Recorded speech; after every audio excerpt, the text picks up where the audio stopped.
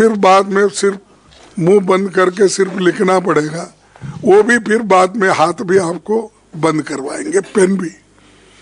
तो ये मेरे सबके लिए एक ये है, तो आप इस पर ध्यान लीजिए। और जो क्रिमिनल एक्ट उन्होंने पास किया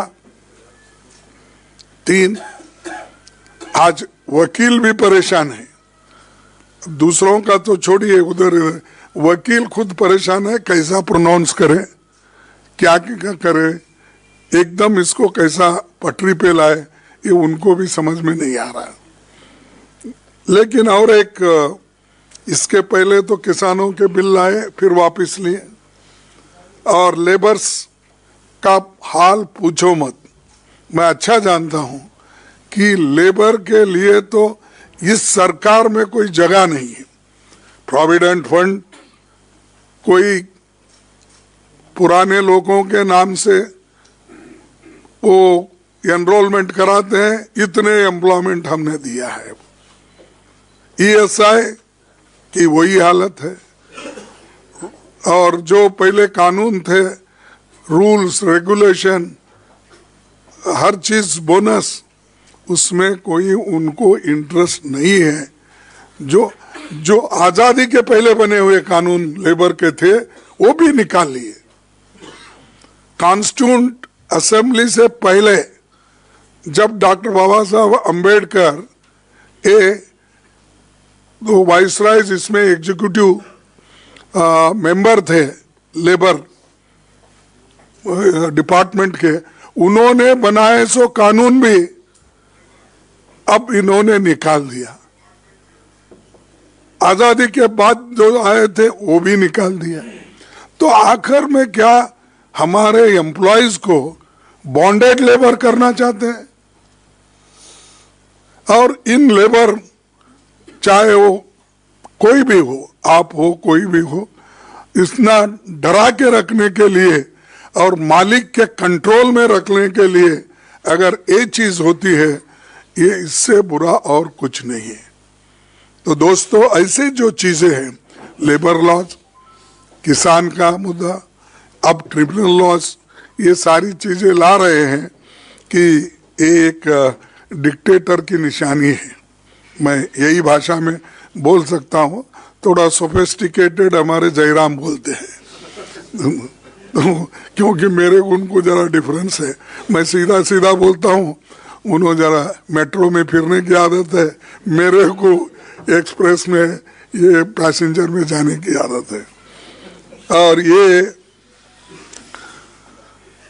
जो चीजें हमने आज आपके सामने रख रहे हैं, और यात्रा के माध्यम से अभी मैं कहा सामाजिक, आर्थिक और राजनीतिक जनता के मूल सवालों जैसे महंगाई, बेरोजगारी, किसानों के मुद्दे, मजदूरों की बुरी हालत, अमीर गरीब की बढ़ती खाई और जातिगत जनगणना आदि पर जनजागरण करने का भी ये मौका है, और हम सबसे ये बात करेंगे।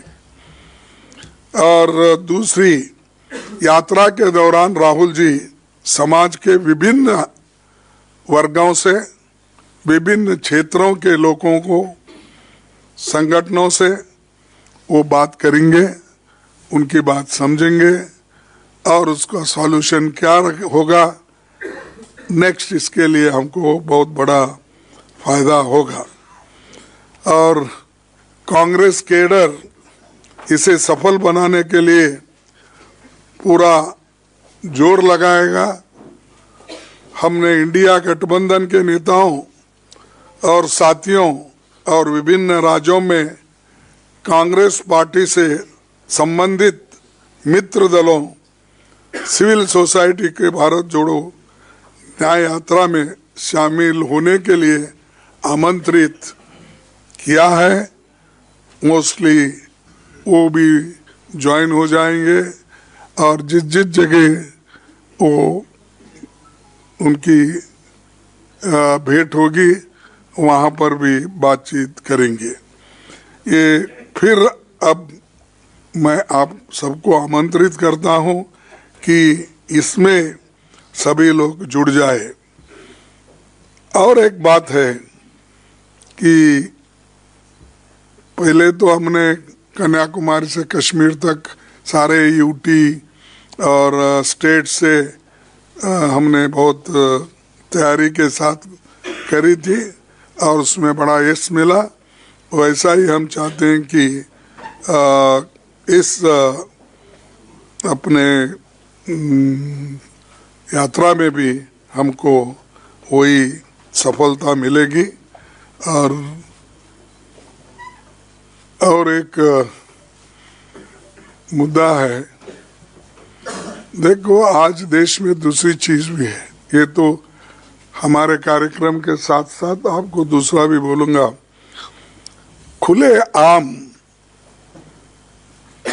बीजेपी सरकार ईडी को, सीबीआई को, इनकम टैक्स डिपार्टमेंट को और दूसरे छोटे मोटे एजेंसीज को भी विपक्षी नेताओं के ऊपर और उनके रिलेटिव्स के ऊपर, छोटे मोटे लोग जो पार्टी के होते हैं उनके रिलेटिव्स के ऊपर वो आज हमला कर रहे हैं, डरा रहे हैं और डरा के अपनी बात मनवा रहे हैं। और ये एक बहुत ताज्जुब है कि एक आदमी को आप कलंकित कहते हो,